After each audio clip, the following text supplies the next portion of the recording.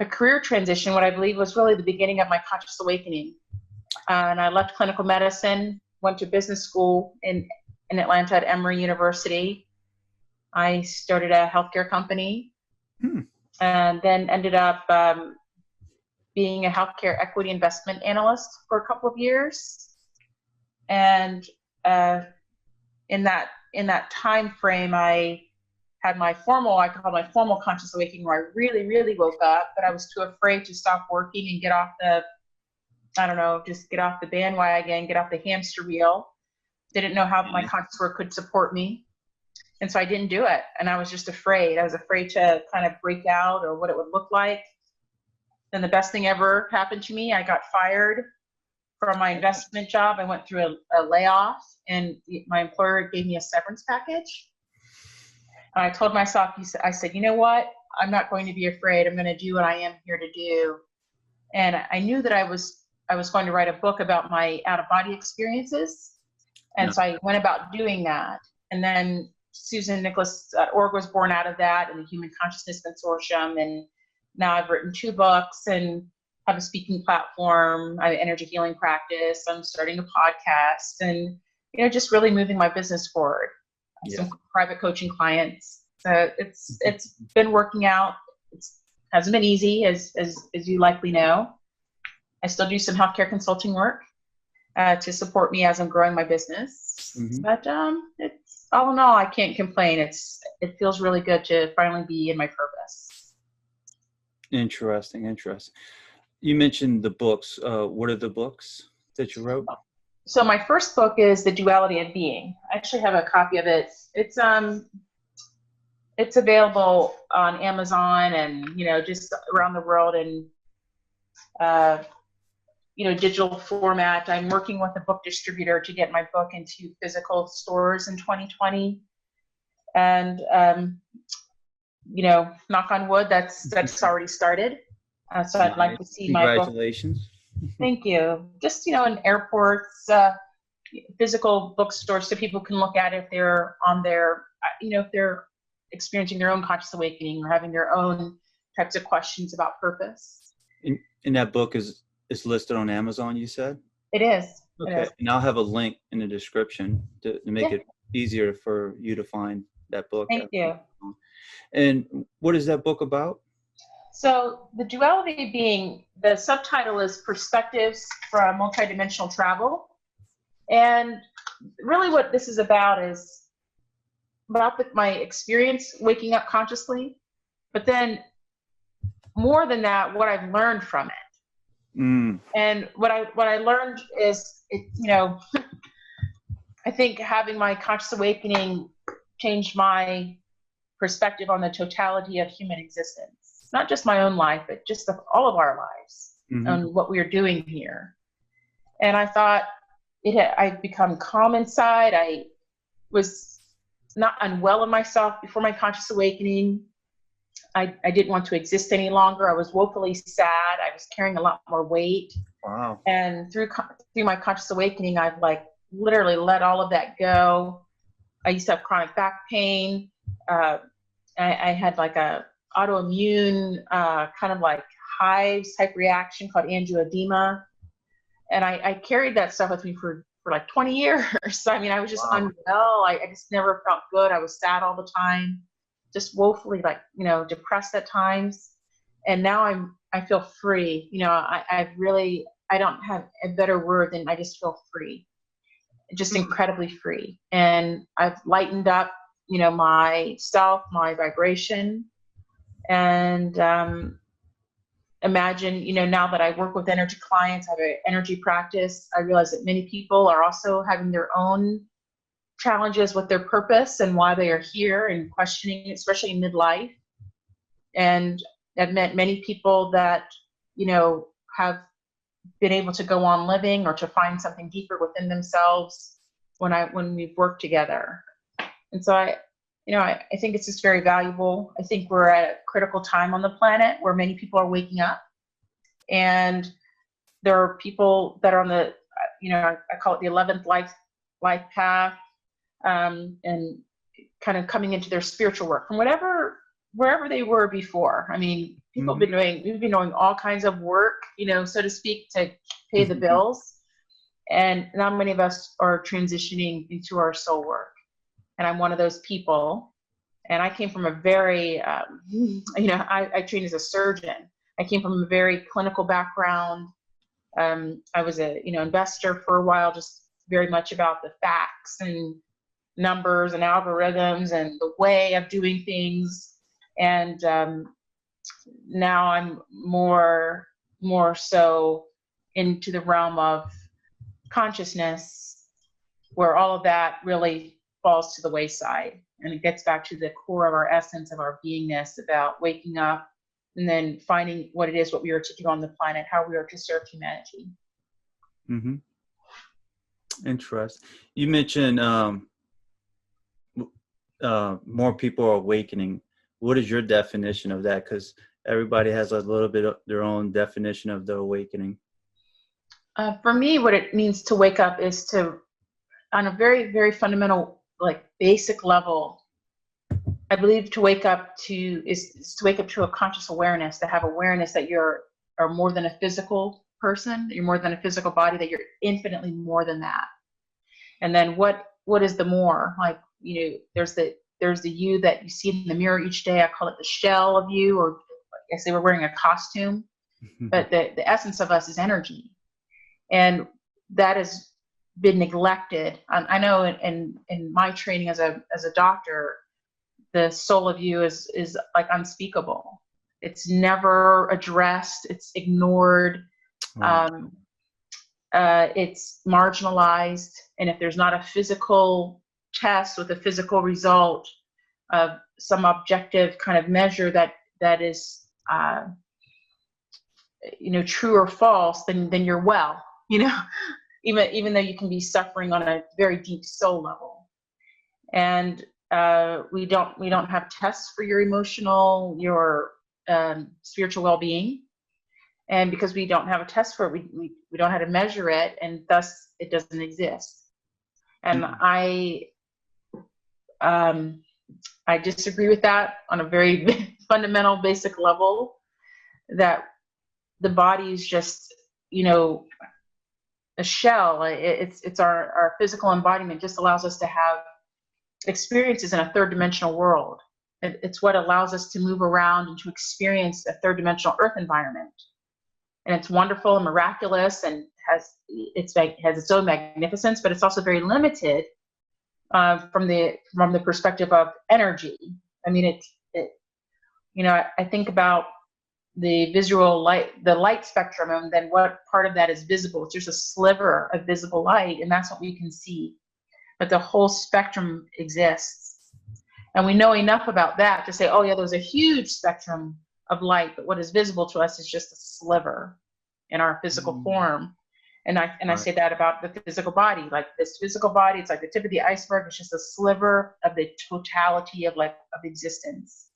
Of your existence, of each person's existence. And I think if we focused more on that and understood the soul of us better, then I think many of us as surgeons would be out of business. Really? Wow. Oh, yes, definitely. I don't think that we'd have the people dying of cancers as they do. Yes, people will still have, they'll still cut themselves with a knife, or, have accidents, fall down on the playground and probably crash their cars and things like that. Mm-hmm. But I don't think we would necessarily die from the cancers and the stress related disorders, or have the emotional, even psychological disorders, if we understood the soul of us a little better and dealt with that first. Like what is ailing the soul, and attend to that. And then I believe that we would see miraculous, transformations of the physical body if we only first address the soul of the being. Interesting. And you mentioned your true awakening. What was that like, your true awakening? Well, I'm going to have to contrast that with what I believe was the beginning of my conscious awakening versus I really, really woke up. And the reason I say that is because I knew I had to change something, but I didn't know what in the beginning of the wave of this change in me. But it was only after I began to wake up and leave out of myself and see life from a new perspective that I fully woke up and I began to truly see and understand and have awareness or come into my power. So when I was training in my clinical fellowship in cardiothoracic surgery, I had reached the height of what I thought my material or worldly successes were. I had achieved all of my goals. I'd worked very hard to do it. And I was at this place where I thought, okay, I've arrived. And instead of feeling free and, I don't know, successful and happy, I just felt empty and like just woefully, like soulfully sad. Like I did not want to exist any longer. I'm like, I've done it. I felt like I'd done it all. And I was still like empty inside. And I couldn't, on paper, it wouldn't make any sense to anyone, but I just felt awful inside. I didn't feel good when I graduated medical school. I didn't feel good when I was training as a surgeon.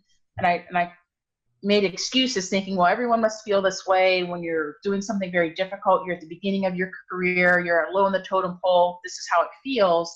But as I matured and went through my training, the feeling never went away. And when I was at the end, coming to the end of it, where I said, okay, this is it. I did it. I felt like I hit rock bottom emotionally. And that was the time I attempted to take my own life. Wow. And from that kind of, that midnight of the soul, like that deep part of the soul, I feel like I heard my inner self, my true self for the first time speaking. I knew at that point that I had to change something if I were to go on living. And I believed that it was that I had chosen not the wrong career, but I had been on what I call now my chosen path and not my rightful path. I had made decisions to become a doctor for reasons that were outside of me, not from what was inside of my own soul. And it was all well and good, and everyone, including myself, thought I'd made a great choice. And I had certainly done all the work to achieve that, but it didn't fulfill me. I was not happy, and I couldn't understand why. And so when I had that moment of trying not to exist any longer, I had kind of the first sense that I'm more than this body of mine. But I still didn't have any language around it. I was still kind of like on the hamster wheel. And so I decided that I'm going to change it up. And maybe if I do, it's going to sound very funny, but I said, well, maybe if I'm not going to operate anymore, maybe I'll do healthcare equity investing or healthcare venture capital, because I was living in Silicon Valley and I thought that sounded so incredibly sexy. And then I would have time and I would have money and I'd have fun and relationships, and it'd just be like such a cool thing to do. And so I went about doing that. I said, I went back to business school, and then I ended up getting, hired in an investment firm, and I was doing healthcare equities, and I was like, so this is it. I'm going to do the finance side of healthcare, and this is what I thought I wanted to do. And there I was again, just dissatisfied, and it didn't bring me happiness. And I thought to myself, by the time I had reached that point in my life, I had a 2-year-old child, and I said, if I go through this one more time, I'm not going to make it this time. I didn't believe I was going to make it through. And I don't know who I was praying to or talking to, but I wanted to go home, and I would cry a lot. And, I was just unhappy in my relationships, and even being a mother didn't fulfill me in a way that I thought it would. And I believed that this time around I wasn't going to make it. And one day I lay down to sleep at night, and I left out of myself, and I had my first out-of-body experience. And my thinking was still from a doctor, like a clinical perspective, because I had remembered children when I was in medical school that were, at the end of life talking about leaving. They're leaving or coming and going, and that the next time they leave, they're not going to come back. And I'd heard of anecdotal experience, anecdotal kind of reports of people that had gone under bypass, or were they being coded in the emergency room or in the ICU that had out-of-body experiences, could see themselves in a room being coded. And so I was familiar with it from an academic standpoint, but I'd never personally experienced it. And when I did, I thought, well, this must be what it looks like when one is preparing to die. And I had this overwhelming sense of calm about me, like I was ready. I was 40 years old at the time. I had a 2-year-old kid. Otherwise, I wasn't physically unwell. I didn't, I thought maybe I had a brain tumor. Maybe that was my issue, but otherwise I had really nothing wrong with me. I was just like sad all the time. But in the physical sense, I wasn't unwell or sick or diagnosed with anything. And I just thought one day I would leave out and never come back. And I felt at peace with it, even though I would be abandoning my son. That was really the only conflict, if there was any, was that I'd be leaving my 2-year-old child. Well, I've been, I was coming and going for like 7 years and, just started to write about it. And each time I would learn something, like I'd learn something about myself. I'd learn something about existence. So I started writing it down. Ah. I went That's to. how you created the book. Yes. Gotcha. Exactly. There's all kinds of stuff in there that I've never been taught before about the illusions of time, the metaphysics of time, about the human constructs of time, race, money, religion that we're living under, kind of the density of this planet, how to get out of here, how to raise your vibrational frequency. I just felt like I was getting downloads of information. Like there would be times I would just see like symbols and things in my dream state. And then there were questions that I would have, and I would, I'd have these dreams about it, and then I would be able to write it. Oh, and so I just kind of went through that experience, and I was never a writer or like a very creative person or anything like that. That's not how I considered myself. You mentioned some symbols. You wrote down the symbols too, the best you could? Yeah, I guess I don't know what they meant. I mean, I just felt like I would see that, like I would see them in my mind's eye, if you will. Like I would see that. And I would say, oh, I just received like some information. And even though it looked like a symbol, I could speak it. It wasn't like a calculus equation or something. It was just symbols, different types of symbols, shapes and whatnot. And it would be really fast, like this rush of stuff. And then I'd feel like I would wake up and know something, or have an awareness of something, or be able to see auras or move energy, things like such as that. Mm-hmm. And so anyway, I began writing about that, the experiences, and thought, well, this must be what I am to share with humanity. This is part of what I am here to do, to help other individuals along their awakening so they can transition out of the planet, so they can move on to their next enriching experience, that they're not in cycles of repeating third dimensional earth experiences over and over again. They actually get to elevate their frequency and transcend this dense environment and move on to another enriching experience. And so that's, I've gone through it. I say me and the universe have been like this, like I'm getting out of here.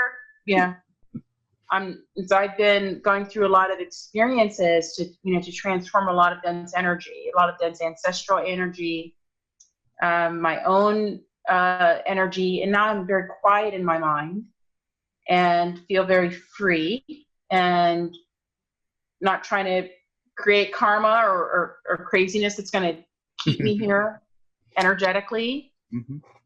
Forgiving everybody, loving everybody, and going forth like that. And so this is, I started to write a children's book series to really raise no, I call it keeping our children awake, because they are already awake. Yeah. They're born genius and awake. And how do we keep them like that? So the next generation of young people aren't like me and maybe you, Jason, where we grew up with kind of these beliefs that aren't really serving us. And then we spend like most of our life overcoming it, like overcoming our childhood or overcoming our rearing. What if we have, kids that stay awake? We have a generation of conscious parents. I mean, what a difference that would make on the planet. Mm-hmm. And we're beginning to see it, but not en masse. I think many people, I think most of us are what I call, they're awake like to their reality, but asleep to their higher selves. So I feel like people are walking around unconscious. Right. And I think a great many are walking around unconscious, and a few people are awake, and I don't think it's enough. If we need to wake up 7 billion plus souls, we need a lot more people who are awake and willing to do conscious work. Right. Absolutely. Get out of their jobs, do conscious work. Right. Absolutely. What was some of the things you were seeing when you were experiencing your out of body experience? What was some of the examples? Yeah, I just different dimensions. So I describe this in my book. I call them near Earth dimensions, which is, I think we're seeing it a lot in the media today, where people have alternate reality experiences, or we call them alternate reality experiences or virtual reality experiences, where you feel like you're in an earthly context. We have whatever cities and food and people, and it feels, but you're not on Earth. Like, it's like a little bit of an altered reality. And so I've had those experiences, what I call near Earth dimensions, where it appears that I'm in a building or on a street or interacting with beings that are embodied. And then I've had other out-of-body experiences where I'm literally existing as energy, as a point of light, traveling through the cosmos at the, beyond the speed of light. So I've had that experiences where I release all the illusion of the third dimension and travel as pure energy. Now that to me is like the best thing smoking, I realize, I don't need the comforts of an earth-like dimension to feel okay outside of myself. I can exist as pure energy, and I feel very comfortable in that. And I don't need other beings that are in their energetic state to appear to me as human, or in such a form for me to feel comfortable realizing that I can communicate telepathically and at the speed of light. How things can come into form before the thought is completely formed. Like before you can think it, it can be. And so there are, dimensions such as that, where the power of our creation is not delayed by this earth milieu, where we have to bring our thoughts and dreams and ideas into physical reality. And it's a great effort to do that, where you can exist in dimensions where if you think you be it is. Mm-hmm. But I've realized something about that, and that is we are so immature on this planet. We are so caught up in these dramatic scenarios. There's so much mind chatter. There's so much unclarity. There's so much confusion that if the ability to manifest like that were given to us, this place would be mayhem. It would be complete chaos. And we're just, I heard. yeah. And so I don't think that as human beings we are ready for that. Because, all the kids would want ponies and elephants to be pets, and people would want revenge on people, and, want things that don't matter because of their immaturity. And so I understand. Sometimes it's very frustrating that we don't manifest as we can as energy, as our true beingness, that potential that we have. We can't exercise it here. We still have to go through the whole process of thinking about something and raising our vibrational frequency to match our thoughts and desires to see that begin to manifest in the third dimension. It's in that process, takes what we call time, and time is quite slowed in this dimension. And so you can have a dream that takes a lifetime to achieve. And so we're in that state. And so there's a lot of frustration born out of that. A lot of disbelief in the powers of creation, of the universe, of yourself. And so I think in many ways, there's a lot of harm that is done in this protracted and delayed process of creation. And so we are creators by nature. We create our realities. Oh yeah, we're great creators. Yet, when there's something expansive that we want to create, something that isn't easy, meaning that's beyond our current vibration, we find that very difficult to break through. And even though we even have awareness of it and try to do it and try to be vibrationally matched with that which we are trying to create, there's so many obstacles and kind of letdowns and the infractions of time that set us back. And then we begin to disbelieve in our ability as creators. We begin to disbelieve in ourselves. Mm-hmm. That somehow we are not enough to create, even though I think innately we know that we are, or else I don't think we would even try. We wouldn't dream if it was not possible. So there's this idea, this concept that if you can think it or you can dream it, then it's possible.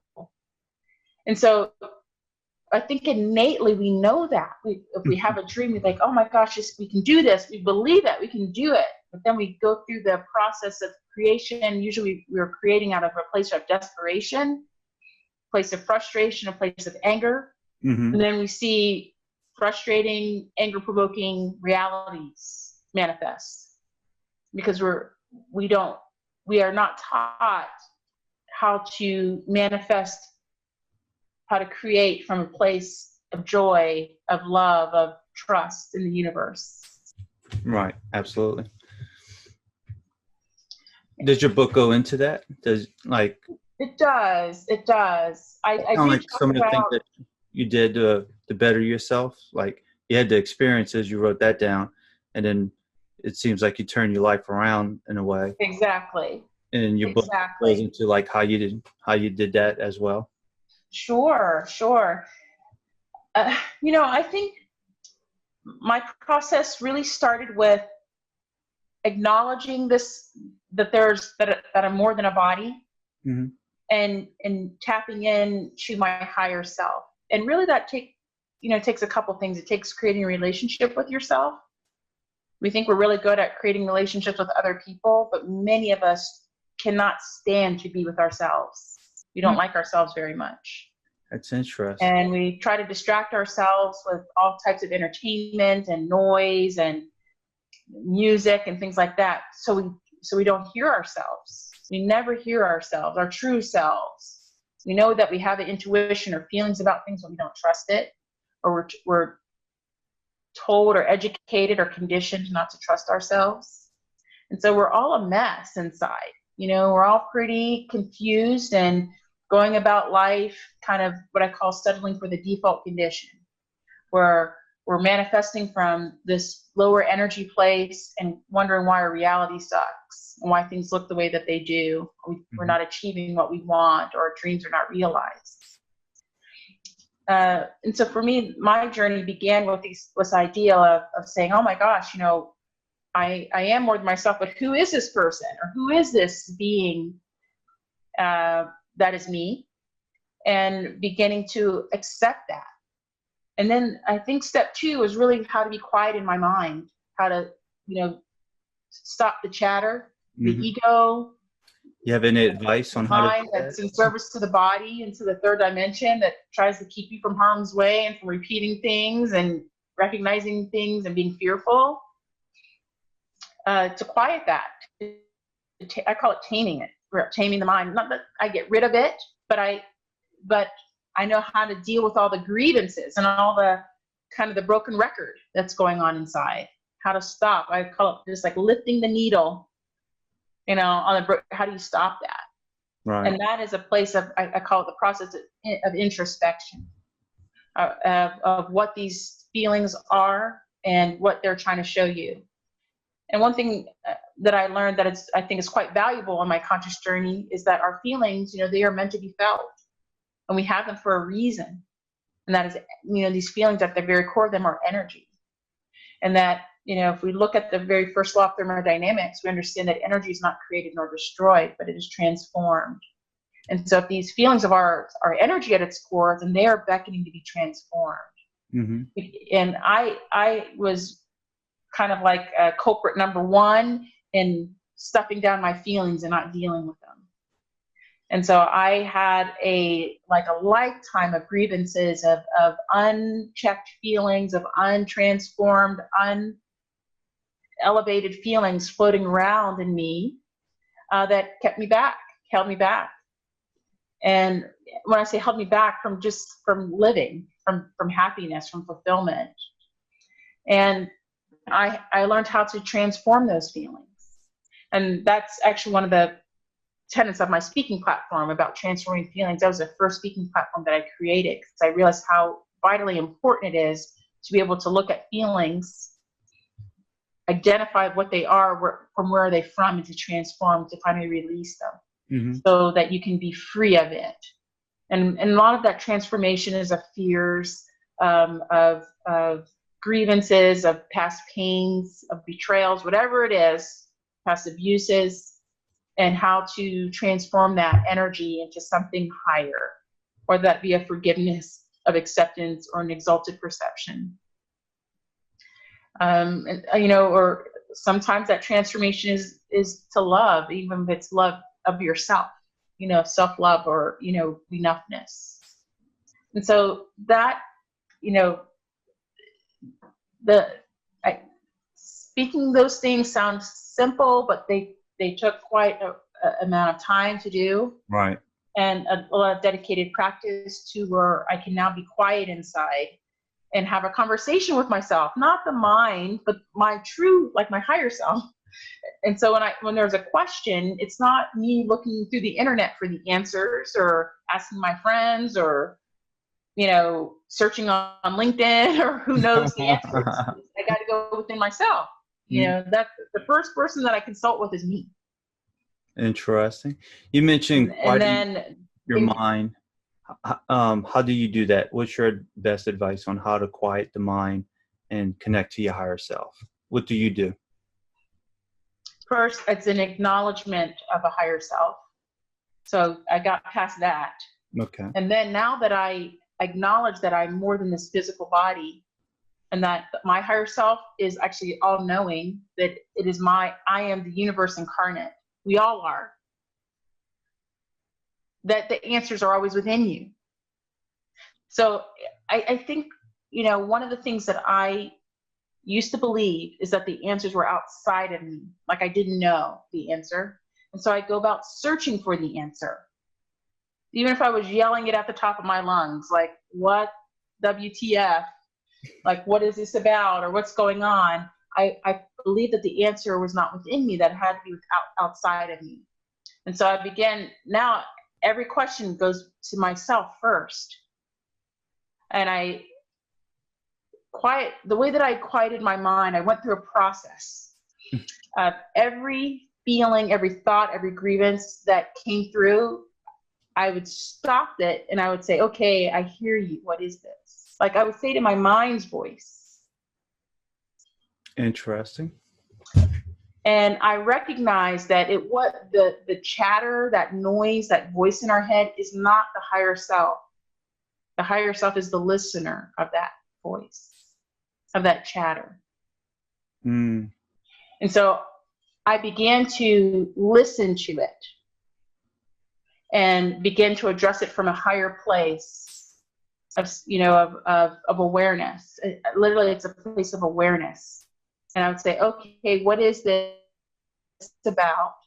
And sometimes I would feel the feeling of it. This could be something from childhood. It could be something from last week or an infraction from yesterday. But sometimes these feelings were very old because the feeling was familiar.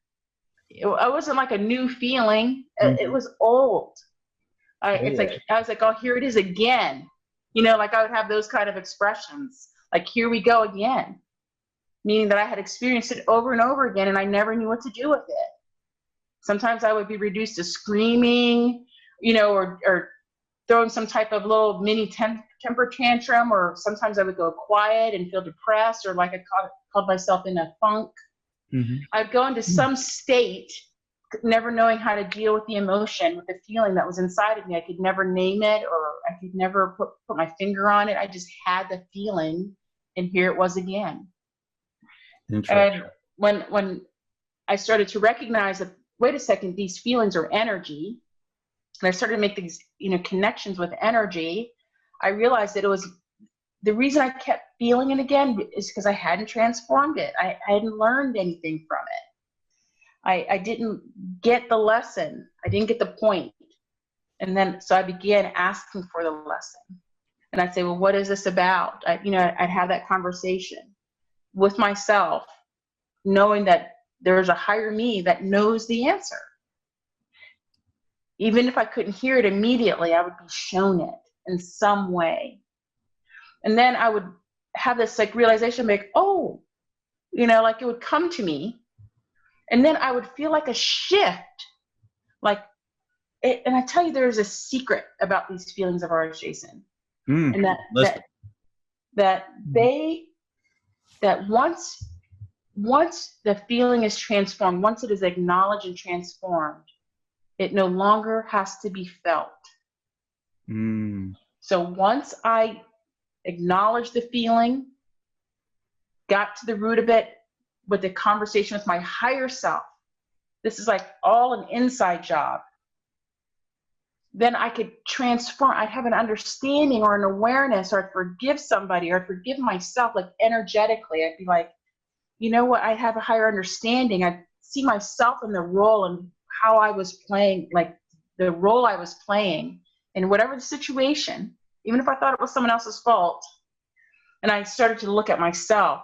I like, wait a second, you know, it was always about me. You know, there was always something about me. And I said, you know, people show up in our lives to show us ourselves, like to show us something in need of transformation. I'm telling you. But if you have some relationship, boss, job, you name it, it's always like the same kind of person or the same kind of scenarios. Like, why do I attract the same man or same woman or same kind of friend or same work situation? It's about you. There's something about you that is beckoning to be transformed.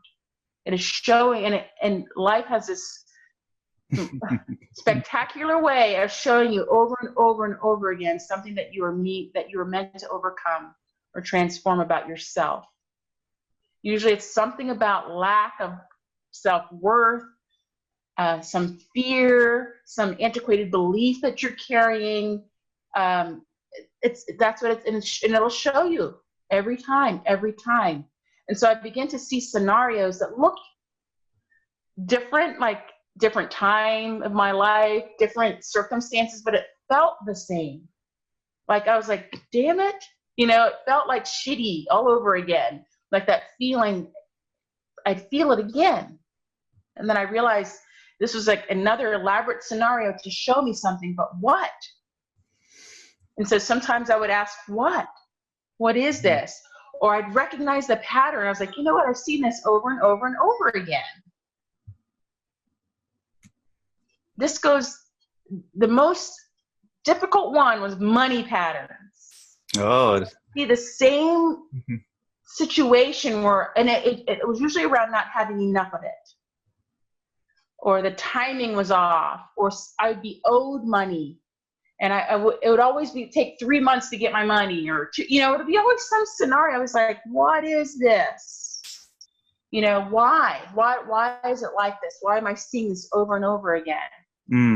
Or it was like a feast or famine. I'd have a lot of money, then I'd have nothing for months, and I'm like, how come this can't even out? Like, what's going on here? Mm-hmm.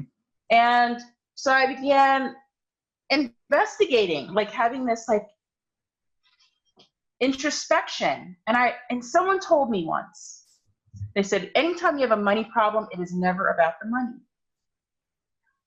Jason, I was like beating myself up. I'm like, what's it about then? All I do is I look at my bank account and I look at my obligations, and there's an imbalance. So it looked like it was about money every time. Right. But what I realized is that that's true. It's never about the money. But what it's really about, and what no one ever told me, like no one seemed to be able to articulate it, what it is about, it was about my emotional resonance. So anytime I felt frustrated about money, I would see frustrating money situations. Interesting. Anytime I was angry about not having enough money, I would see more anger-provoking situations, more bills, more obligations, negative balances in my bank account. And so I realized the way that I felt was dictating the money scenarios that I saw. And I also came to understand that when it comes to money, you never have to worry about it, that's always a choice. But it's like a default condition of us that we worry about it. Right. We don't know how to not worry about it. We say, well, that's just how I feel. I'm telling you, when you do the process of introspection, the question is really, is it just how you feel? Or is there something behind that? And usually there's a situation that occurred in your childhood where there were somebody, usually a parent, a grandparent, an aunt, uncle, somebody in your family was worried about money. And you felt that energy and you claimed it. And you now worry about money. And there are many people that their families, their generations, there are money issues, but they themselves are like educated, working, making money, and they still worry about money. They're still afraid of not having enough, or they're afraid of being poor. Some people think money is evil. Money is dirty. People are crooks. If you have a lot of money, they don't deserve more money. So they have all these beliefs within them. And that is what is screwing up your money situation, is what's resonating inside of you. And so there's this law of the universe about energy, and that I believe we were never taught. And that this universe of ours, this universe that is the soul of us, this essence of us, the language of the universe is the vibration or the resonance of our feelings, of the energy emanating from our heart center. And so if we're resonating lack or scarcity, even if we say one thing but we feel another, that is what is returned to us in kind. It's what we truly feel. The universe can't be bothered with all the chatter, whether that chatter is from our mind or from our lips. It concerns itself with our emotional resonance from the vibration that's coming from our heart center. So if it's desperation, then you're going to see desperate situations. If it's fear, you're going to see fearful situations. So we have to really recondition ourselves and learn how to manifest from a place of joy, from a place of love, from a place of confidence, from a place of trust.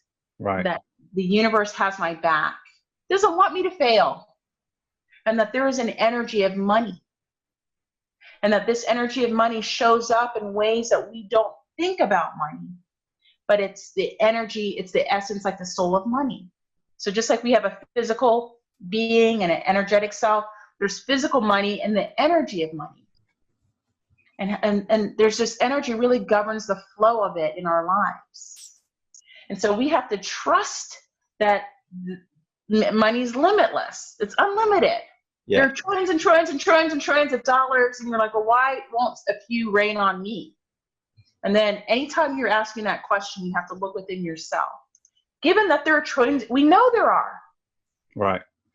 I think one of the sayings goes, there's more than enough money out there. The problem is there's just not enough people thinking big, thinking creatively.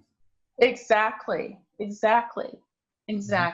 And really it's feeling. So there's a lot of it where we say we want to win the lottery, or, you know, we want to earn $1 million this year, or I want my book to be a bestseller and I want to be a multimillionaire, or I want my whatever podcast to be sponsored, and you want all this stuff.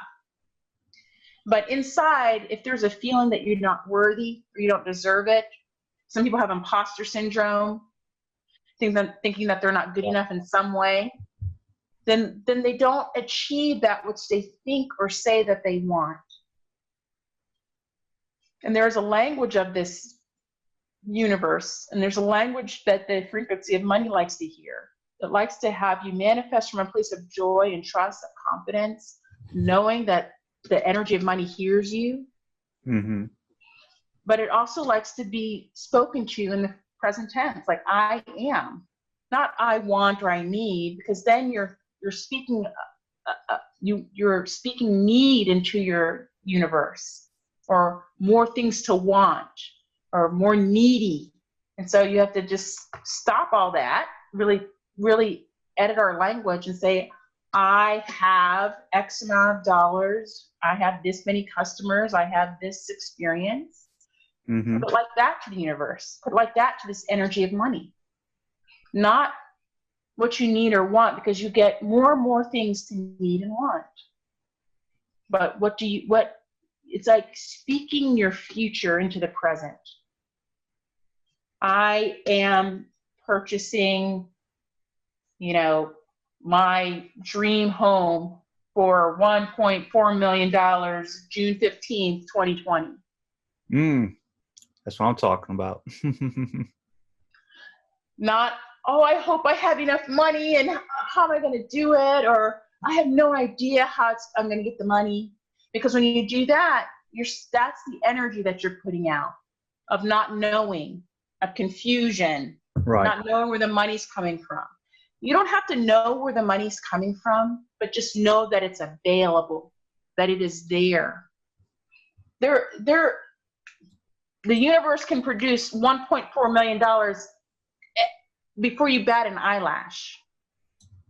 There's no limit to how much money. It's a matter of you having being at the right resonance. You have to be open to receive it. You have to believe it. Some people don't believe that they can live in a $1.4 million home. Not really.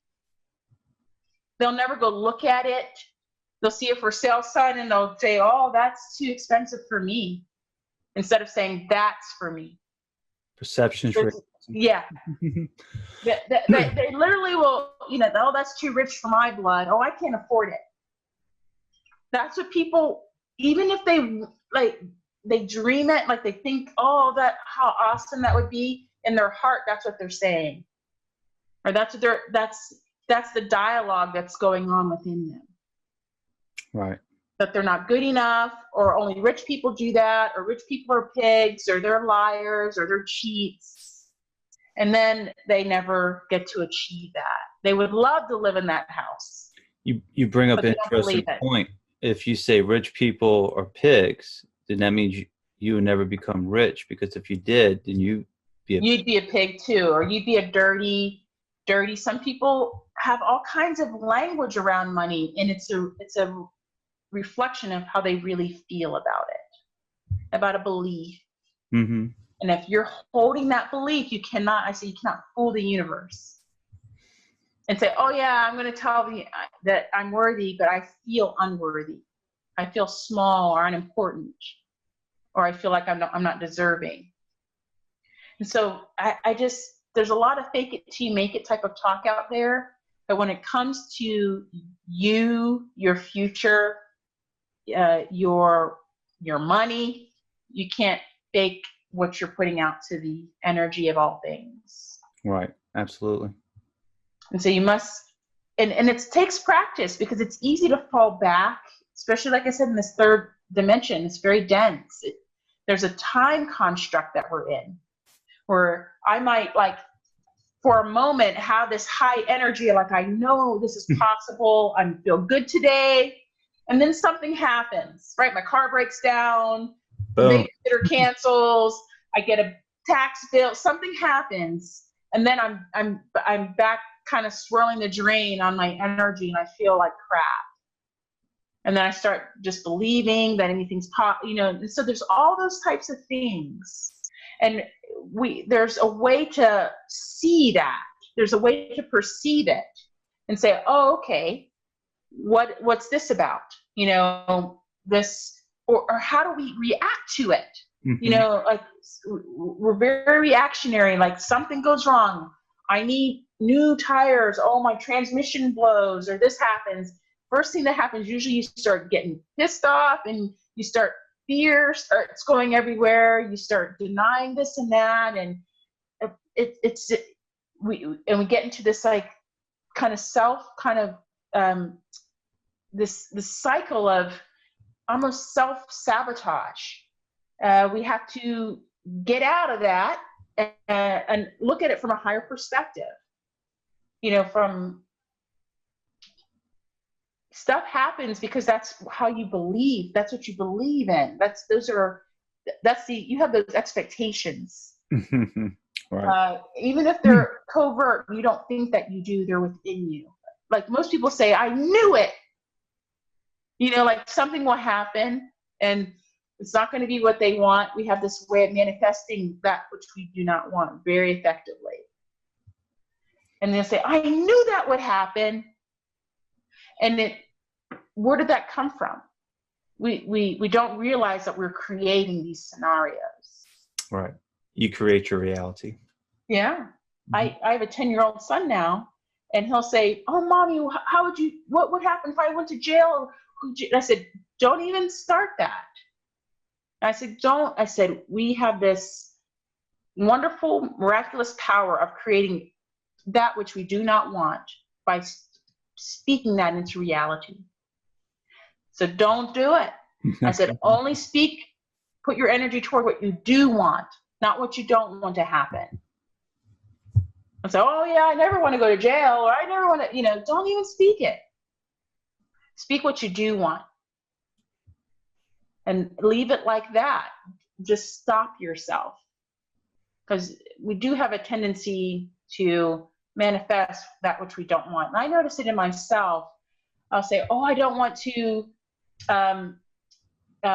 spill this hot water on my finger, whatever I'm pouring, or I don't want to, don't let me drop this. And then next thing I know, I'm dropping it, or I burn myself. I was like, I don't want to don't let me forget anything. And then I forget it, so we unconsciously speak our reality, and we do it unconsciously. Like, we don't realize the power of our language, of our thoughts, of our feelings.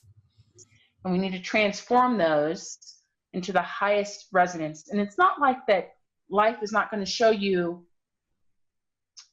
challenges for you to overcome. You will always be challenged with something that's going to say, oh, you're not joyful. It's not that you have to feel that all the time, every time, but you must have a perspective. Not everything is a joyful experience. Not everything's a love experience. Not everything you're going to be able to forgive immediately or forgive yourself.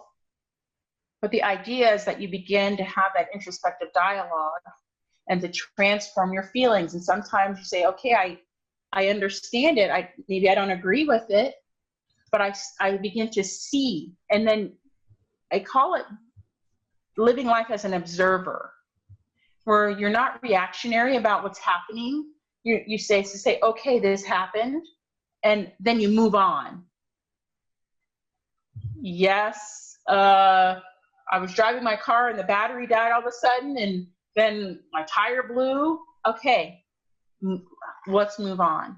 Let's just deal with it and move on, instead of we perseverate and create a story around it, a belief about it, this, and this and that. Then we keep circling the drain.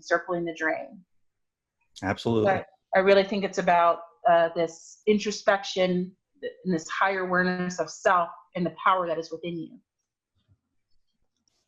Absolutely. You mentioned money. Do you have a book that deals with those topics, or do you have something like a course, anything? I do. So I have, firstly, in the Duality of Being is the first time I wrote about money. Oh, I didn't know that. Yeah, I have a chapter on money. It's chapter 12. Chapter 12. Right? And that's where I started really writing about money. Then I have a speaking platform on my website called The Frequency of Money. And now I'm offering a 4-week course on the frequency of money. Perfect. And so, yes, money. Everybody wants more money. That's great. We have to learn to love money. And there's another reference, not a book that I wrote, but it's a channeled book by Sarah McCrum. She's an Australian author. Okay. Who wrote Love Money, Money Loves You. And I think it is outstanding. It depends how you feel about channeled work. Mm-hmm. I had the opportunity to meet her in the Bay Area last November. She gave a talk to a group. I was at a retreat, and she was one of the speakers and talked about this book. And from speaking with her and then eventually reading the book, you can see that it's a channeled book. And the way that I see about how I feel about channeled books is that the person that channeled it was entrusted, I believe, by the universe to deliver this message to humanity. That's how I feel about channeled work. And I believe Sarah was, for reasons that you and I will never understand, I don't think she understands, was anointed with this ability, with the message of the energy of money. And I said to her, I said, hey, I talk about the frequency of money. I have a speaking platform. I'd love to learn more. I'm reading her book now a second time. I highly recommend it for people that are on a journey with healing their relationship with money.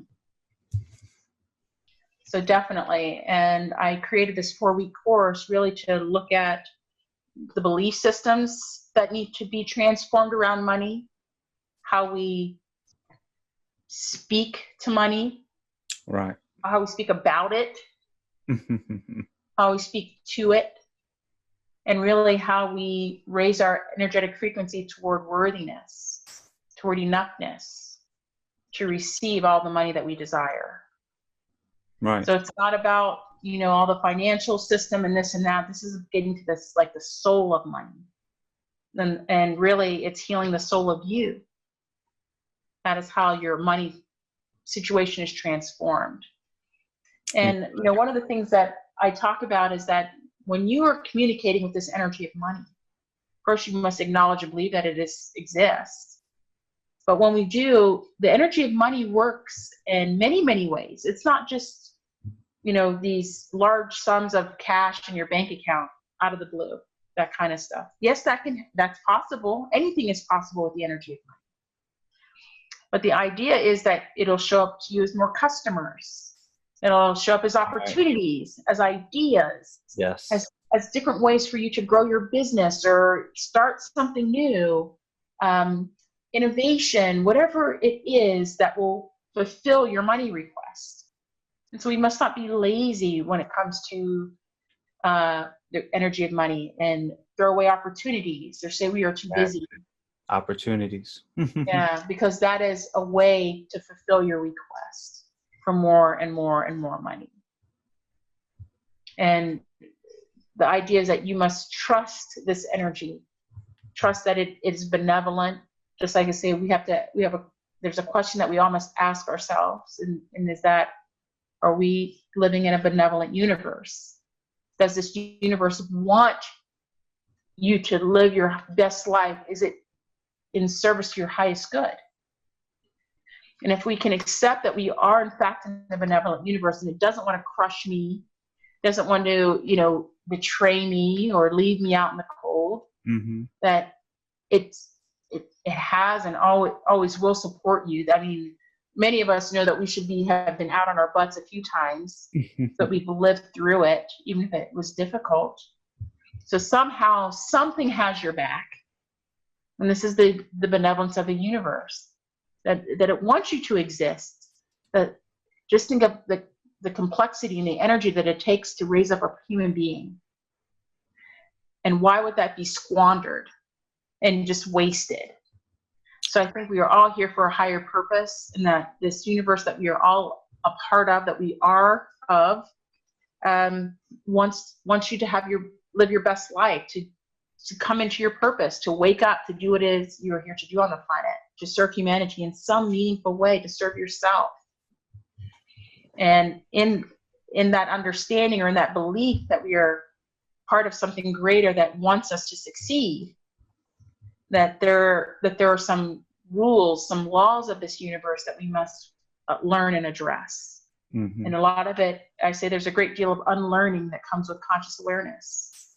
We have to recondition our thinking. We have to recondition our minds. We have to recondition our language, our thoughts, toward this awareness of self, of this higher self, of a universal self that is connected, that we are one, and there's a universal source energy that we are all connected to, that we're all part of.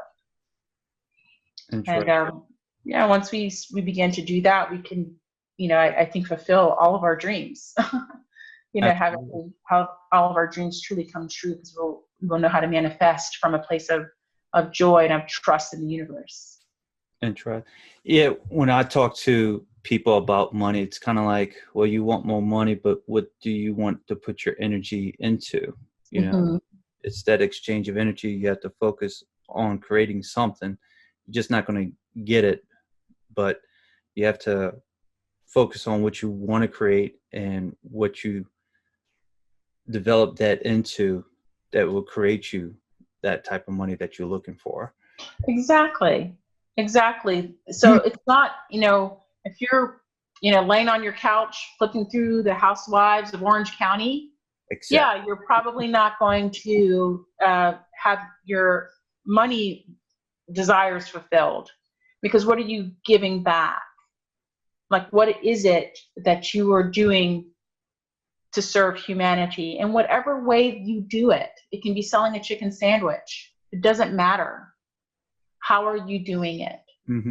And if you are doing nothing, or you think you're going to just marry somebody that has done their work, or win the lottery, or it's just going to appear, then I think you're mistaken. I think that each of us must ask ourselves, what would be our legacy? What are we doing? And examine, I think, a barometer for, are you doing something meaningful? Is are you helping humankind, animal kind? How are you in service to humanity? How are you in service to the planet? How are you in service to animals? How are you in service to plants? What is it? And if it doesn't tick any boxes, that you're not in some way elevating or providing a service that's meaningful, that's useful, then don't expect your requests for more to be fulfilled. Absolutely. You're gonna be in your job, living paycheck to paycheck, or struggling. Yes. Yeah. Also, one other thing, you mentioned that Chapter 12 deals with money. Did that come from your out of a body experience as well? Yes. I talk about money exchanges in there, and experiences that I've had in the outer realms dealing with this concept of money. Of course, you don't need money in the outer realms. Right. But it gave you kind of like information of how to look at it, how to treat it, how to deal with it. Interesting. Exactly. And there's much more, there's about debts and paying, like the imbalance, when there's an imbalance that, the universe will push you toward correction. And so any gross imbalances in nature will be moved toward equilibrium or correction. And that's also true with your money. And so if you created lots of debts, you must balance that out energetically. And so you must do something meaningful to balance, to be able to settle your debts. And so there's all sorts of things. And, when I think about debt, I carried a lot of debt, particularly with my schooling, my education, throughout my life. And I thought about how to settle debt. And then I realized that that's an imbalance, something that I had of not feeling worthy of money. There's a lot of shame in my family around money. It never flowed very freely. And, when you take on debt, you're actually borrowing against your future self. That is really the nature of debt. But sometimes we don't know what our future self is going to do to repay the debt or how we're going to settle it. We just borrow because we can, but we've never thought of the energy of that and the balance that must be paid. And so there's an energetic rebalancing that must occur when you have lots of debt to service the debt. And my the way that I've kind of come into my conscious awakening, I now have a path of servicing debt, where before I had no idea how I would do it. You think that, I'll just work more, and then but then I got to pay more taxes, and then there are only so many hours in the day, and so you never get out of debt. And so there's got to be something higher. There's got to be something else that we tap into to settle that energetic imbalance. And debt usually comes out of ignorance, of not really knowing how to create wealth within yourself, how to do it yet. And so we're just kind of fudging it, doing kind of what we were taught to do, getting jobs, getting maybe benefits, getting a 9-to-5, having titles, but we've never really learned about the soul of money and what that's all about. And many of us fall into debt. It's not just individuals, businesses, a whole lot, because there's this perpetual imbalance when it comes to our energetic, where we are soulfully, where we are emotionally, what messages we're putting out to the universe, and then what we're asking for, what we're saying that we need.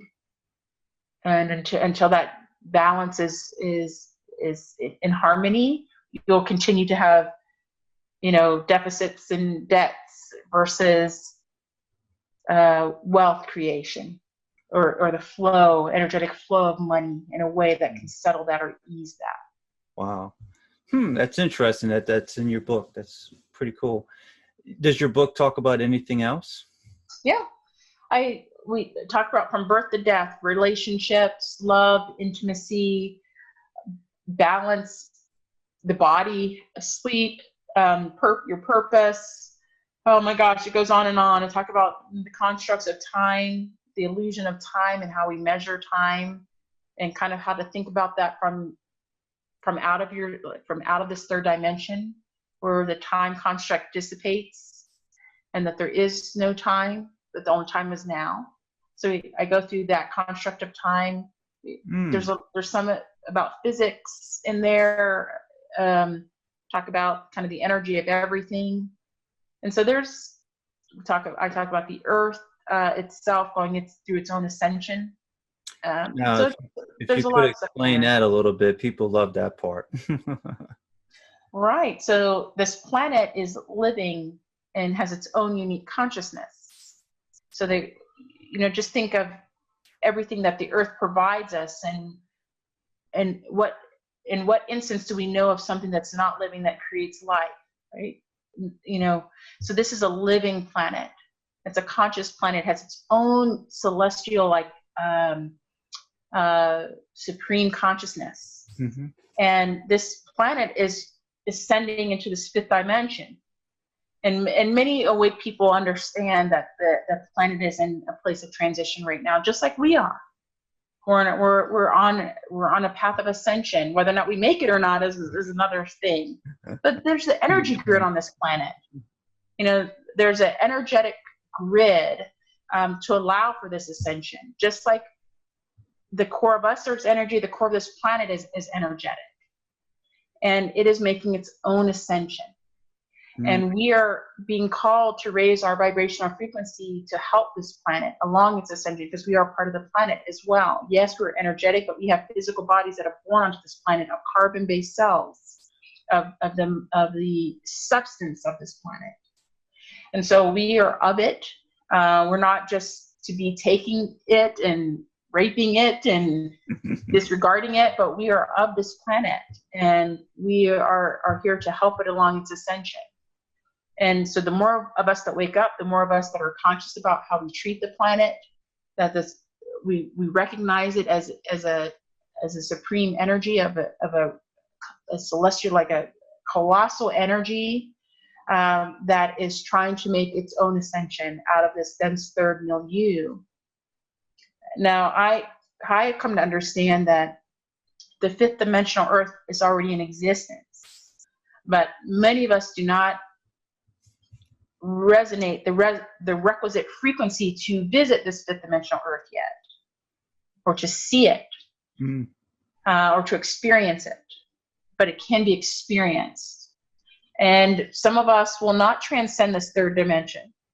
Some of us will not wake up during their current incarnation, and will continue to persist in a third dimensional space, or even, I call it vibrationally lower space, and undergo the same trials of fear and, the dense, energies that we are overcoming. Many of us are here to overcome fear of some sort, or some sort of belief system about self, whether it's confidence or worth. We're still overcoming that kind of stuff. And so once you do your work, I call this work of introspection, this personal work of your own soul ascension, you will have, the opportunity to potentially exist in a fifth dimensional state on a fifth dimensional planet, where we are not overcoming these constructs of time, of money, of race, religion, and so on and so forth. Interesting. And that information came from out of the body experience as well? Yes, everything. Trust me, I cannot think of a single thing that I've written about in the Duality of Being that I learned in school, or just living life, or from my parents, or anything like that. Mm-hmm. These are all perspectives from what I call multidimensional travel, and it creates just a different type of awareness about just about every aspect of existence. Interesting. And so that's what I wrote about. Well, as you were speaking, I added your book to my shopping cart. So. Oh, I thank you. Thank you. I appreciate that. Fascinating. So I can't wait to read it, learn more about it. And you got the books going on. Do you do anything else? You got the frequency of money. And what else do? You do anything else? I do. I also write children's books. I have my first in a series of illustrated children's books on consciousness. I will write a children's book about money as well. Oh, okay. But we'll also look at bullying. We'll look at gender differences. We'll look at learning differences, physical differences, how to speak to children about death. In my adult book, I have a chapter on death and how we can perceive that as a transition and not something to be grieved in the way that we do. But rather to be celebrated as a graduation, if you will, and how not to perseverate on the physical, and really understand that we are infinite beings, and we are in these pretty fantastic bodies, but they are finite, where we are infinite, and we've had other embodiments. And so how do we talk to kids about that so they don't fear death? So adults, people don't fear death, that they look forward to the transition, that they perhaps have graduated the third dimension. And so the children's books are coming out. The first one is out. The second one will come out this year, the end of this year. And then I have private coaching clients. I coach professionals who, like me, people that have reached maybe the height of their material or career success, but still have a soulful emptiness or are unfulfilled in some way. And I have private clients for energy. I'm an energy healer. And so I do move energy. Okay. And I was doing a healing teleseminar for several months, and I decided to transition that into a podcast called Be Conscious. And so I'll be launching my podcast in actually a few days. Beginning nice. Yeah. As soon as you have that link, send it to me, and I'll put it in the description. Thank you. Even if it's 2 weeks from now, just let me know, and I'll still add it to the description. Okay, perfect. Thank you, Jason. I appreciate that. And for the children's book, how did you get into writing that? Well, I have a child, and when I first started writing The Duality of Being, I started writing it in 2016 after I was laid off from my finance job. And a children's manuscript came to me as well. And I named my first children's book, 2 Parts of Me, I Am More Than My Body, to really remind kids of their multidimensionality, that they are more than a physical body, and how to really interpret or really look again at their dream state, and how that is a part of their existence, that it's as real as this physical existence, but it's the reality that their soul experiences. And how not to discredit our dreams or daydreams, that they are real, even though we are conditioned to believe them or to marginalize those experiences. And so that's how that started. I really wanted to be able to communicate with children. So all my children's book series will highlight real children in their real situations in their real lives, and how to communicate more difficult topics from a more conscious perspective. And so, yeah, my children's books are out as well. And again, I'm looking to have both of my books in my future children's series in physical stores beginning this year. And perfect. Do you recommend for the child to read it themselves or have a parent with them to read it? My children's books are, I have a children's book editor, and they are designed for children age 5 to 10. Okay. So I think, the younger children, yes, it would be likely a parent, particularly parents who are conscious or coming into their conscious awareness and want their children to be conscious or to stay that way. But as kids, I have a 10-year-old, who can read it on his own, but still some of the concepts are not taught. So it might be helpful to have a conscious parent involved with my children's book series. Perfect. And I'll have a link to you have that book on Amazon as well? Yes, it's called 2 Parts of Me, I Am More Than My Body. Yeah, and it's also on my website. Perfect. I'll have the links below in the description. You mentioned you're an energy healer. Would you like to expand on that in case you had any questions? So during my conscious awakening, I learned I was attuned to move energy. And the way that happened was I went to a place called the Monroe Institute in Virginia for out-of-body travel. Oh, that's interesting. And it was the first time that I had ever experienced energy healing. I'd never heard of it, to be honest. And I had my first Reiki session there, and I had a shift occurred for me during that time that I was in residence at the Monroe Institute. I was there for just about a week for an out-of-body intensive course. And when I got back home to Atlanta, several months later, I decided to Google Reiki Atlanta and see if I could get another session, because I felt so good after I had the one in Virginia at the Monroe Institute, and found the Atlanta Metaphysical Center, again, something I'd never heard of. And I booked an appointment online with an energy healer, never met her. I went to my session, signed a waiver, laid on the table, and proceeded to leave out of my body.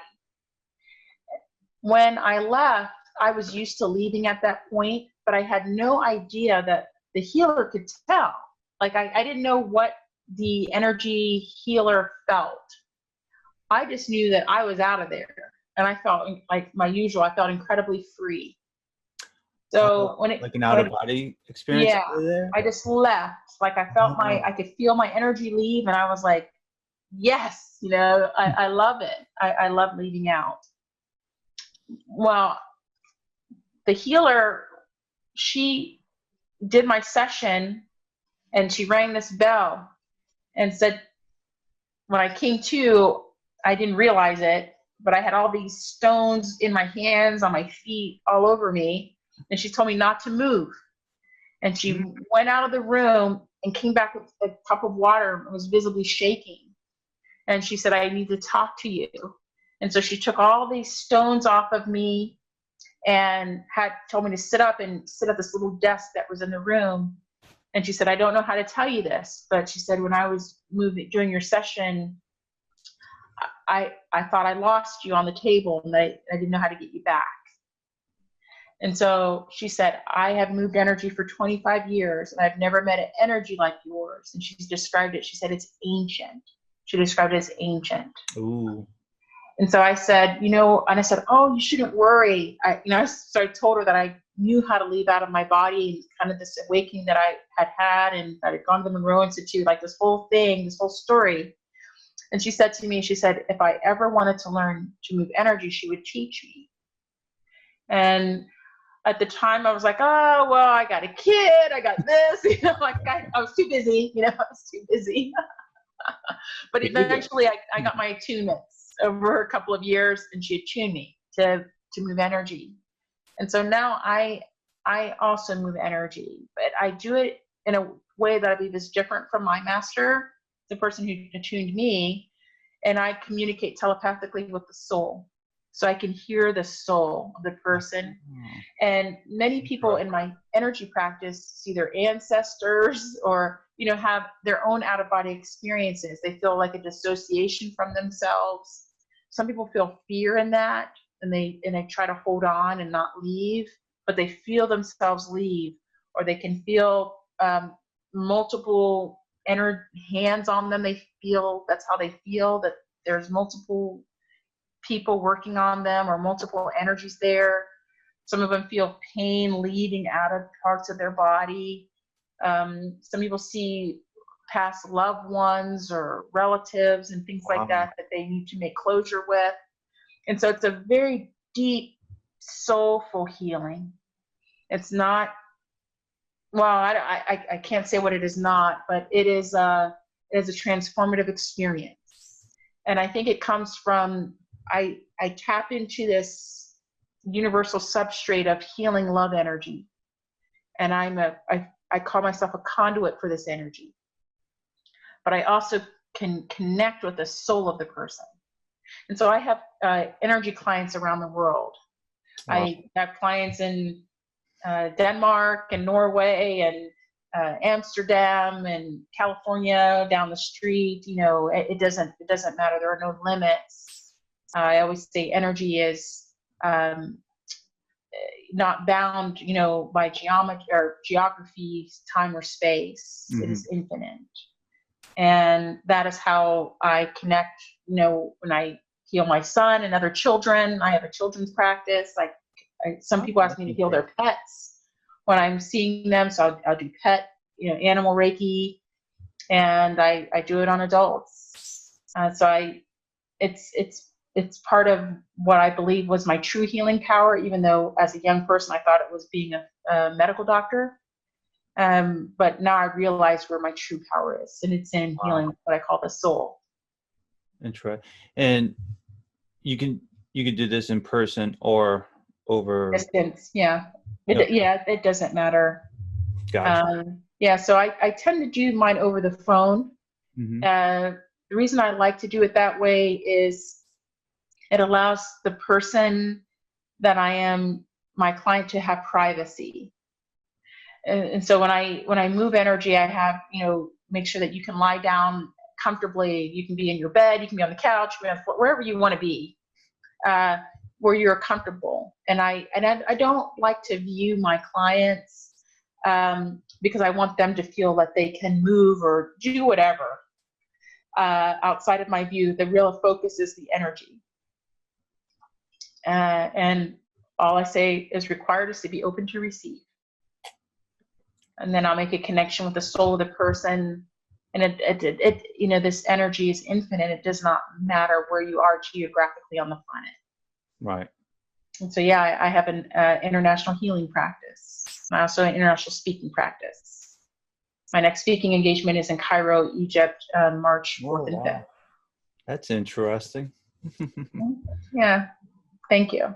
That is interesting. And anybody can go to this, or? This is a private. Well, Private? It's not necessarily open to the public. It's an invitation by the president of Egypt, and there's like a delegation of dignitaries. Wow! Congratulations! But I was speaking at an international conference. It's called Women Economic Forum in Cairo, and go from there. Keep going from there. Wow, congratulations. That's pretty cool. That is interesting. What else we touched on your books. We touched on the energy healing, the frequency of money. Is there anything else you would like to talk about? Well, just that if any of your listeners would like to know more about healing their relationship with money, I am offering my 4-week Frequency of Money. It's an audio course on sale right now until February 29th. I keep everything on sale for my birth month, which is February. And really to help people, again, heal their relationship with money. It's a very new paradigm in how we can think, believe, feel about money to attract wealth. There's more than enough money for everyone to have all the money that they ever desire. Absolutely. We must know how to request it and how to really overcome our energetic blocks toward having more. And so there are exercises in the audio on how to uncover limiting beliefs. There's some healing invocations in there. There's direction on how we can quiet the mind, how we can transform feelings, how we can speak to the energy of money. So I encourage anyone that has a money issue, I don't want to call it a problem, but has noticed a pattern in their life where the money isn't showing up how they want it. How do we do that? Not just saying that it's not about money, it's about something else, but what is it about? And then getting to the root of it, whatever it is. And feeling in a place where it doesn't matter what the money, what the bank account balance says, or that you never have to worry about money. Like being in a place where you're like, you know what, this is all good. Like everything is being taken care of.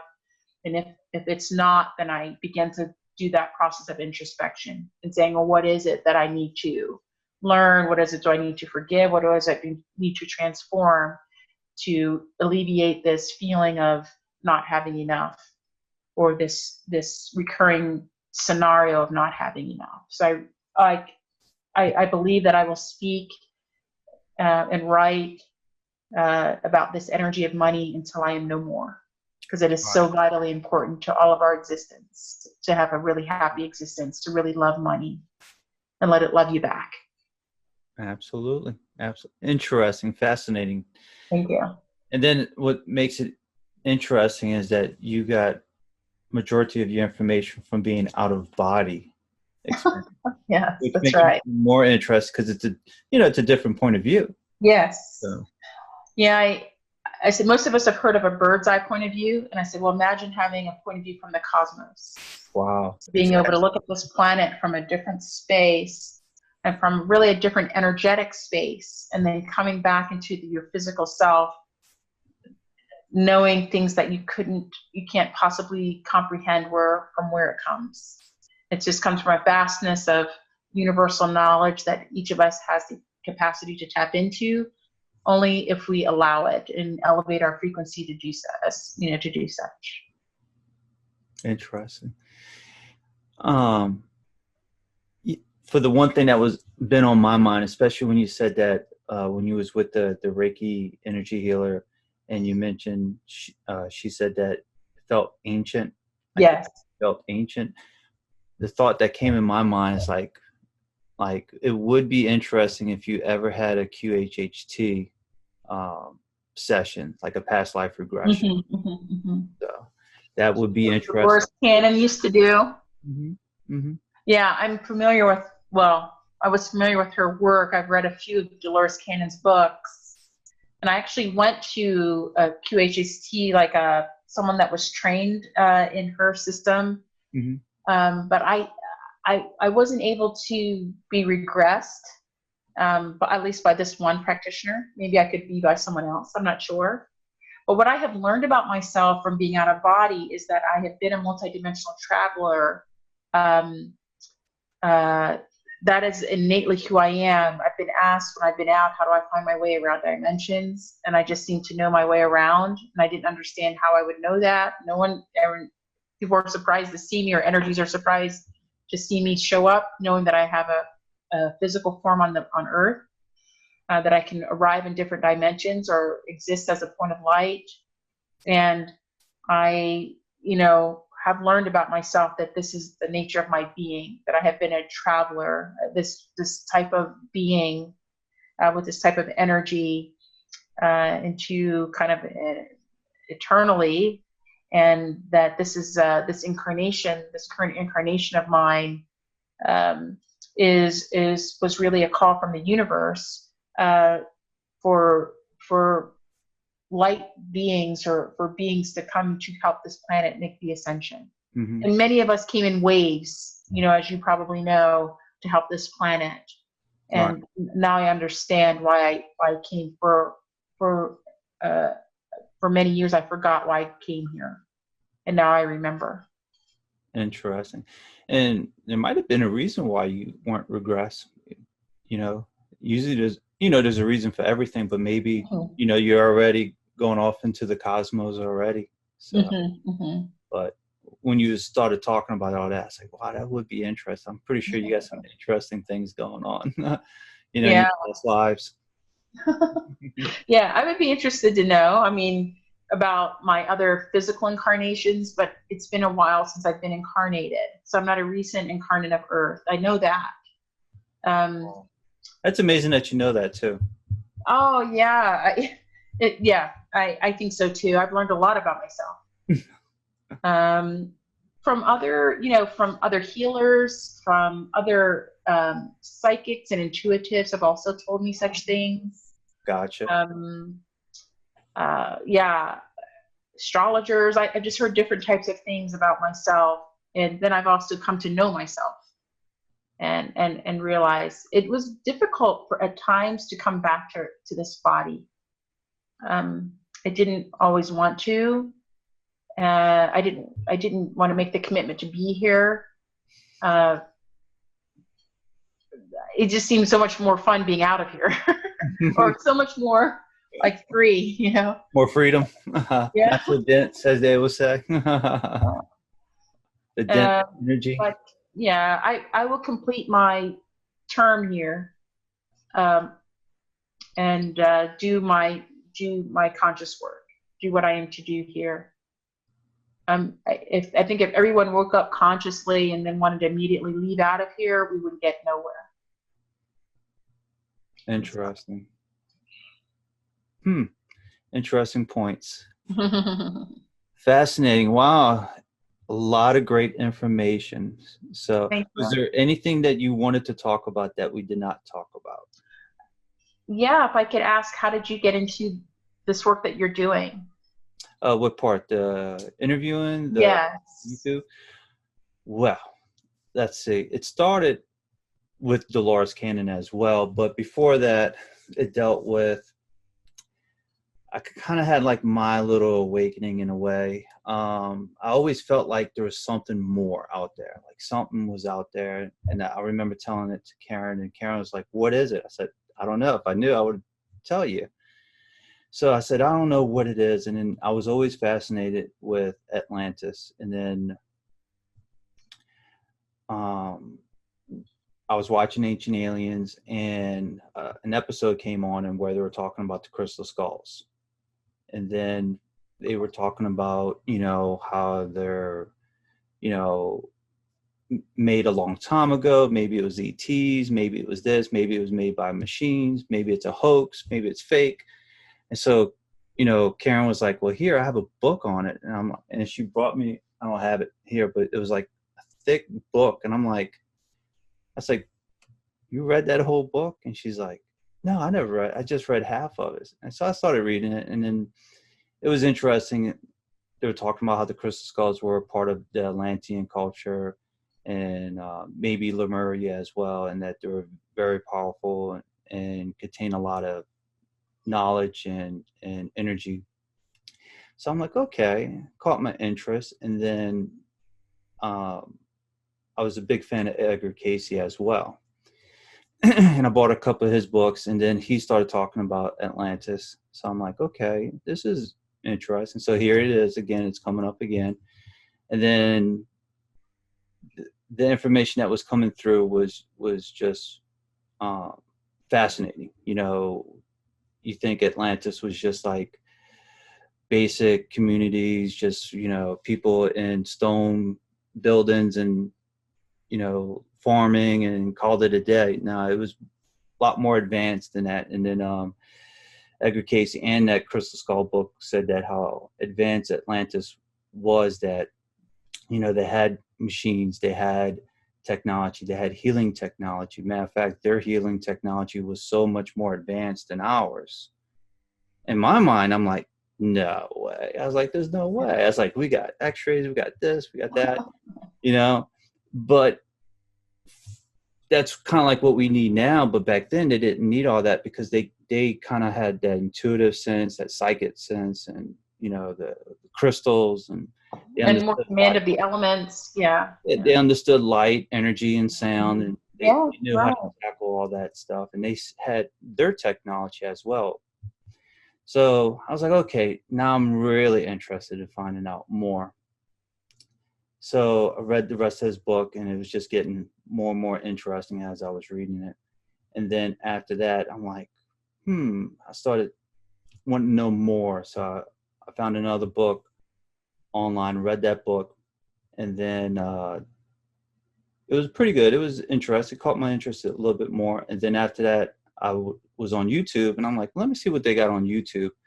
And Dolores Cannon popped up, and she had an interview, and she was talking, and she wrote a book about Atlantis. So I'm like, okay. And I think it was Convoluted. Yeah, the first book, Convoluted Universe, the first one. Mm-hmm. Yeah, I have that. Yeah. So he has a chapter on Atlantis, so I went straight to it. Just skipped all the other chapters. And when I read that section, I was like, wow, that was amazing. You know, how advanced they were, how, you know, deeply connected they were, you know, how they destroyed themselves, how they were playing around with DNA, and how they were changing animals. And, you know, and then it's like, we're here to warn you as well. You know, we're providing you this information, but we're warning you, because you're doing this again. Same thing. Yeah. Yeah. You know, you're playing around with animal DNA, you know, you're playing around with energies that you don't comprehend, you know, because I think back then they were talking about like dark energy, antimatter, that they were talking about. Supposedly, that's what we think they were talking about. So they're like, we're warning y'all doing it again. Y'all playing around with nuclear power, you know, bombs, and you're about to destroy yourselves again. And then it talked about all the other things about how advanced they were, you know, whether it was healing, transportation. Right. So I'm like, okay. So I was like, well, let me finish this book. Let me see what the rest of this book about. And then it got even more and more fascinating. And then I was just hooked. So I couldn't put the book down. And then after that, I finished this book, and then I was like, you know what? I'm going to read the second one. And, you know, they're not small books. They're pretty thick. Right. So, and bought the second one, and then it was just more and more fascinating stuff. And then I realized that she was teaching her QHHT stuff. So I'm like, all right, well, you know, I started asking, you know, a couple of family members and asking them, like, you know, getting a feel for it. Like, what you think about past lives? And come to find out, I would never thought this, but they kind of like, yeah, I think there's past lives. You know, I think we've been here before, and you know, we reincarnate. And I'm like, really? I didn't think you would think that. Yeah, yeah, yeah. But you know, you don't know until you ask, and then asked about hypnosis, and they were like, yeah, you know, that's interesting. Like it's interesting, different point of view. It's not the hypnosis where you're on a stage and, you know, Right. picking or anything like that. So so I started pursuing it just to see what it was all about, pursue it more, get a feel for it. And then after that, it was now it's kind of like at this crossroad. So I'm interested in this as well, and the Atlantis stuff as well from ancient past. So I'm like, what can I do that combines all three? You know? Yeah. So I'm like, and it's kind of like you know, out of body experience. For me, it was the dream state, and I think it was around October. 3 o'clock in the morning, I'll wake up, and it's like all these thoughts were coming in my mind, like all these, you know, like, this is how you're supposed to do it, you know, ask the questions and do this and do that. And I'm like, ask the questions, like, but that didn't make any sense. Ask what questions? And so the next day I go to sleep again. Then it made more sense. It's like, yeah, you know, collaborating with people, interviewing with people, asking those questions. And then if you think about it, you know, even when you're doing a QHHT session, you're asking the questions, you know, like you guiding them with your questions, or they're under hypnosis. So I'm like, okay, that makes sense. And then collaborating with other practitioners as well, you know, Tracy, my co-host, she channels Doctorians and so on, but it's that thing of keeping the conversation going and as they're channeling, keeping the questions flowing.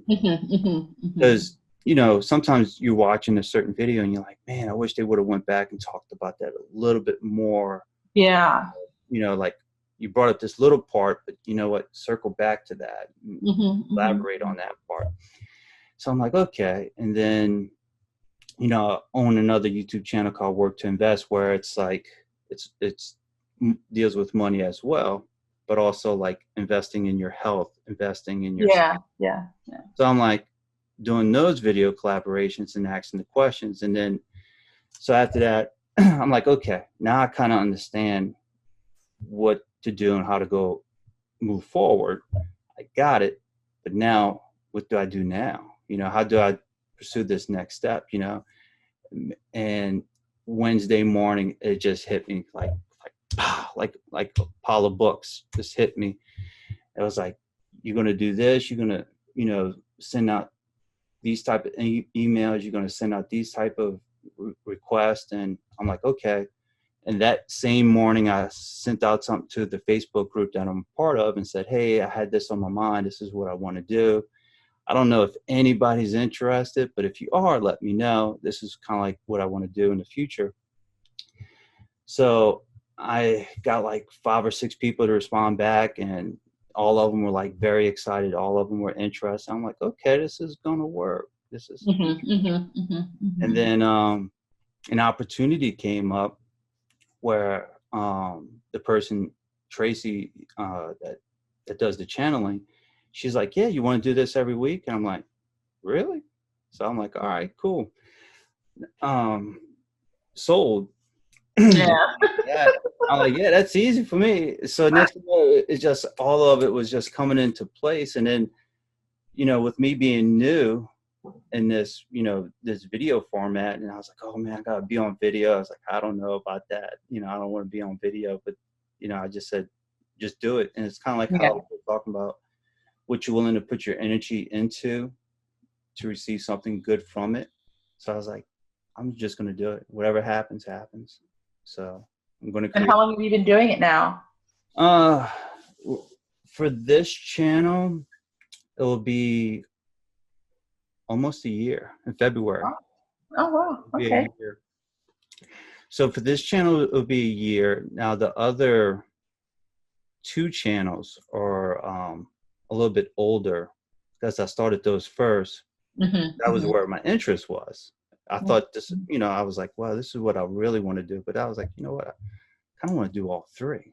And you just connect all three of them. So that's how I got into it. And do you have a different job, or is this your work that supports you financially? I do have a regular job. I do real estate as well. Oh, okay. So the real estate pays the bills, and this is kind of like my fun, my hobby, and hopefully, hopefully, you know, it expands into other things as well. So good, interesting. Well, very good. Interesting. I've been meeting a lot of fascinating and interesting people. So it's been interesting so far. And then another cool thing was, like, as I'm talking to the people with my ideas of what I had, and they're like, and this kind of blew me away. One of my fellow practitioners was like, well, you're not going to believe this, but when you sent out that message that morning, I had a dream about you. And I'm like, okay, what was that about? And they were talking about how we were doing this like speaking event. And I was up there speaking on stage. I said, no way, I was on stage speaking. I was like, what? They're like, yeah, you was up there, and then I was up there, and then, you know, these other people were up there. So it was like a panel.